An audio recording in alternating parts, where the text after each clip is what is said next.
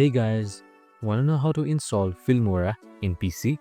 Well, in this video, I'm going to show you an easy step-by-step guide on how to download and install Filmora. It's super simple, so let's get right into it. Now first off, open up your favorite browser and type in Filmora.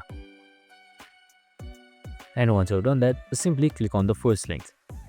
Once there, you will be directed to its official website. Now, just simply click on Get Started for free that is located right here. Once you've clicked on it, your Filmora setup should begin. Now after it's done, just simply open it. Select I have read and agree to Wondershre's privacy policy and then select install. You can also change your destination folder.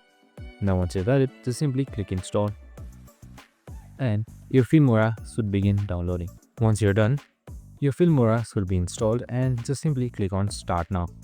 And that's it. Super simple and easy as that. Now your Filmora should open. I hope this video helped. If it did, make sure to like, subscribe and tune in with us for more related videos. See you in the next one.